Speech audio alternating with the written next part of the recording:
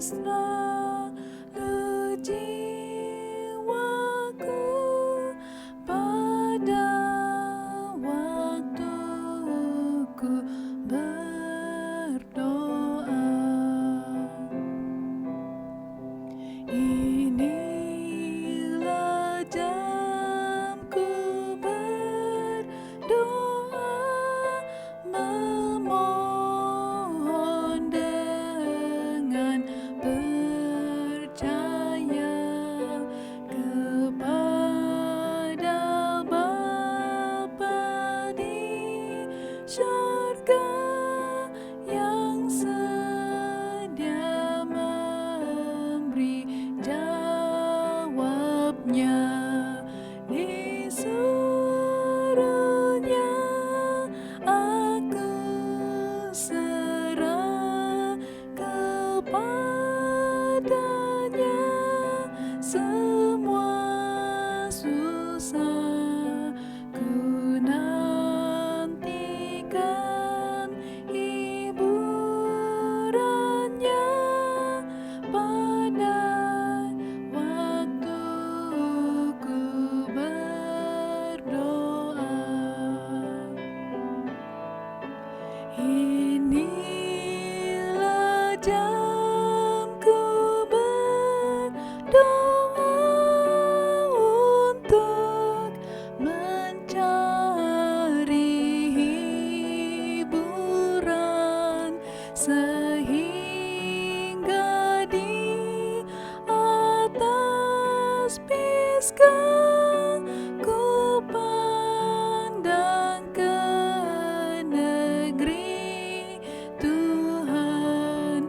Dan bila aku tinggalkan dunia dan pergumulan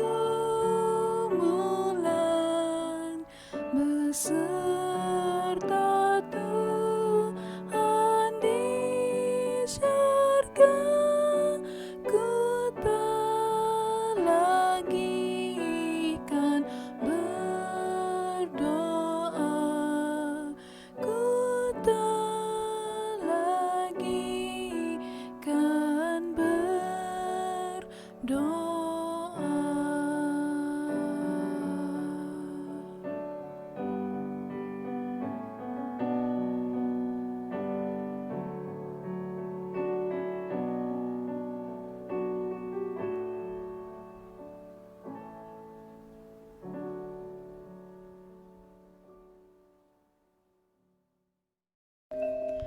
Bacaan persembahan dan persepuluhan Sabat ke-9 kuartal 2 30 Mei 2020. Upacara penting.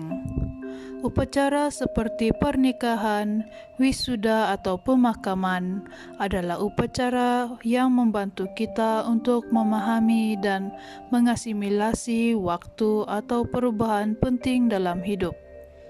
Dedikasi anak-anak, baptisan, ibadah keluarga, dan ibadah umum hari Sabat juga merupakan praktik penting bagi mereka yang ingin mengalami pertumbuhan rohani.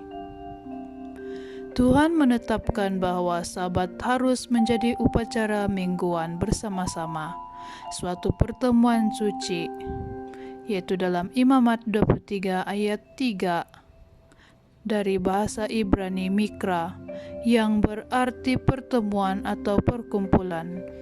Itu menunjukkan bahwa Dia mengharapkan kita untuk bersama-sama secara teratur menyembah Dia setiap hari Sabat. Ellen G. White mengatakan bahwa berkomunikasi bersama pada hari Sabat sehubungan dengan Kristus akan memperkuat jiwa untuk menghadapi pencobaan dan konflik kehidupan. Testimony for the Church, Volume 6, halaman 322.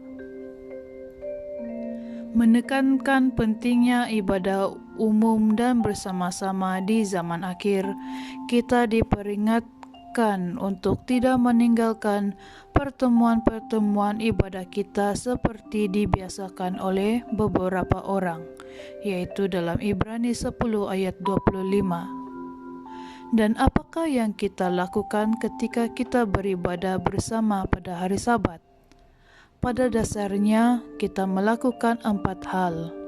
Yang pertama, kita membawa persepuluhan dan persembahan kita, berterima kasih kepadanya sebagai penyedia. Kedua, kita berdoa membicara kepadanya. Ketiga, kita mempelajari firman-Nya, mendengar darinya. Dan yang keempat, kita bernyanyi memuji Dia. Persembahan elemen pertama yang ditetapkan oleh Allah untuk ibadah umum segera setelah kejatuhan masih merupakan kunci dalam peribadatan. Karena itu menunjuk pada Kristus tidak hanya sebagai penyedia tetapi juga sebagai persembahan Allah bagi dunia. Meskipun semua persepuluhan dan bagian utama dari persembahan dapat diberikan secara elektronik, masih sangat penting bahwa setiap anggota keluarga belajar untuk menyembah Tuhan sebagai pencipta, penyedia, dan penebus mereka dengan membawa persembahan dalam setiap peribadatan umum di mana mereka berkumpul. Gantinya, menganggap persepuluhan dan persembahan hanya sebagai formalitas atau bahkan kontribusi untuk proyek-proyek gereja dan pelayanan. Hal itu harus dipandang sebagai cara untuk menyembah Allah, memperkuat kasih kita, dan mengembangkan kepercayaan kepadanya. Panggilan. Setelah meletakkan persembahan Anda di atas pundi persembahan, tundukkanlah kepala Anda dan bersyukurlah kepada Tuhan kerana telah menyediakan semua keperluan Anda. Mintalah kepadanya untuk tingkatkan iman Anda sehingga Anda dapat mengenali kepedulian Tuhan setiap kali ada pendapatan atau penghasilan. So, tajuk kita pada laporan mission kita pada pagi ini bertajuk T-shirt untuk dibincangkan. So, bacakan di sini sahaja. Glenn Lai mengenakan kemeja polo hijau kegemarannya dan mengambil kereta bawah tanah di Oslo, Norway. Guru berusia 55 tahun itu berharap orang akan memandangnya. Dia tidak perlu menunggu lama. Glenn duduk di seberang. Seorang wanita berpakaian elegan yang berusia sekitar 60 tahun. Wanita itu memandangnya dan bajunya. Matanya tetap merenung bajunya. Bersulam di dada kiri adalah kata-kata Advent Airlines, Stewart Glenn Lai, dan gambar jet. Glenn tidak berkata apa-apa. Dia tahu wanita itu tertanya-tanya mengapa dia tidak pernah mendengar tentang Advent Airlines. Setelah menetap kira-kira 5 menit, wanita itu bercakap, "Maaf," katanya, "saya belum pernah mendengar mengenai syarikat penerbangan ini sebelumnya. Adakah Anda bekerja di sana?" "Ya," kata Glenn. "Oh," katanya, "kemana kamu terbang?" "Kami hanya ada satu gol." "Oh, betul?" katanya terkejut. Dia tidak meminta tujuan dan Glenn tak menyerahkannya. Setelah beberapa lama, wanita itu bertanya, "Adakah itu sangat mahal?" "Tidak, tiketnya percuma." Kini wanita itu terpana. "Apa?" dia berseru. "Kenapa tiketnya percuma?" Kini giliran Glenn berhenti sebentar. Rasa ingin tahu bertambah.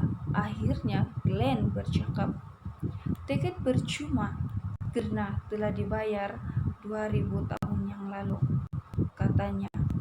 Wow, wanita itu kelihatan bingung sebentar. Tiba-tiba Pemahaman muncul di matanya. Saya paham. Dia berhenti. Tetapi bagi saya sukar mempercayai ada syurga, katanya. Kenapa? Tanya Glenn. Saya mempunyai pengalaman buruk dengan agama pada masa kecil saya, katanya. Itulah kisah yang sering didengar oleh Glenn, orang yang menolak agama Kristen yang memberikan teladan yang buruk. Norway adalah masyarakat yang sangat sekular dan anggotanya gereja telah menurun dalam banyak dominasi selama beberapa dekad. Gereja Advent Hari ke-7 tidak terkecuali, dan 4.500 anggota telah berjuang untuk membuat serangan di Skandinavia dengan jumlah penduduk 5,3 juta. Di kereta bawah tanah, Glenn merasakan wanita itu menginginkan sesuatu yang lebih baik. Mungkin Anda dapat mencari jalan untuk menerokai Alkitab dengan perspektif baru, katanya. Mendengar kata-kata wanita itu kelihatan santai di kereta bawah tanah yang hampir kosong. Dia bebas bercakap dengan Glenn mengenai keraguan dan pertanyaan selama 20 menit berikutnya. Kemudian dia berdiri. Saya akan pergi dari sini, katanya. Terima kasih atas kuliah Anda telah memberikan saya banyak yang perlu difikirkan. Saya mesti menyiasat secara pribadi. Saya yakin Anda akan menemui jalan Anda. Saya akan mengingati Anda dalam doa saya, kata Glenn. Glenn bermaksud wanita itu adalah alasan dia memakai baju polo di kereta bawah tanah. Glenn memakai lengan pendek sekerap mungkin pada musim panas yang panas. Apabila dia melakukannya, baju menarik perhatian orang lain. Kadangkala pandangan membawa kepada perbualan. Saya tak begitu berani, jelas Glenn dalam temu bual. Saya tak mengetuk pintu. Itu adalah sesuatu yang membuat saya tak selesa. Tetapi dia benar-benar mengasihi Yesus.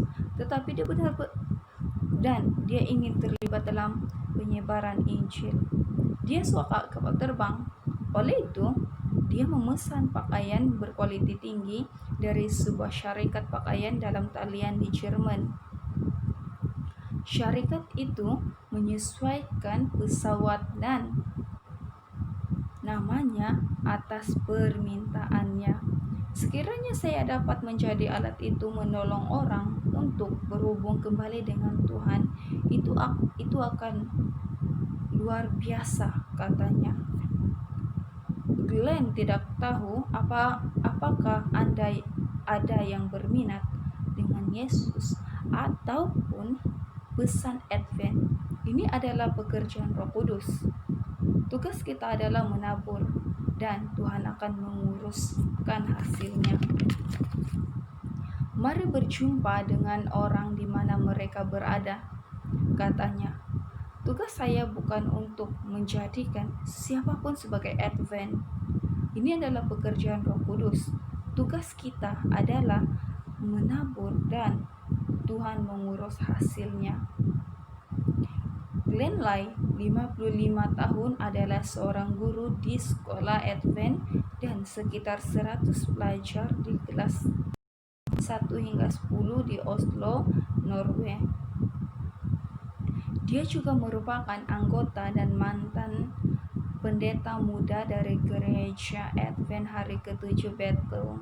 Menerima sebagian dari penawaran Sabat ke-13 pada tahun 2017 untuk membuka pusat community remaja di ruangan bawah tanah. So, sampai di situ saja laporan mission kita pada pagi ini. Saya disabat.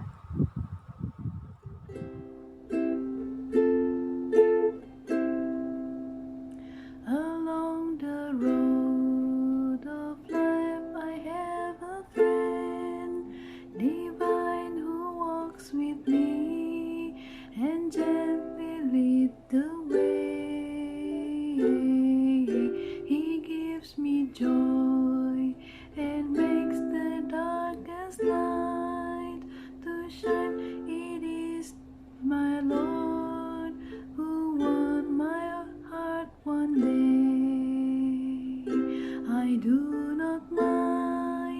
the rough and winding pathway, o'er mountains deep, through valley dark and cold. It is enough to know he travels by my side along the road that leads to street of gold. For many years I did not know his love so true until I heard how on the cross he died. I trusted him and he became my Savior too. And since that day his journey by my side, I do not mind the rough and winding pathway, or mountains deep, through valley dark and cold. It is enough to know he travels by my side along the road that leads to a street of gold. I do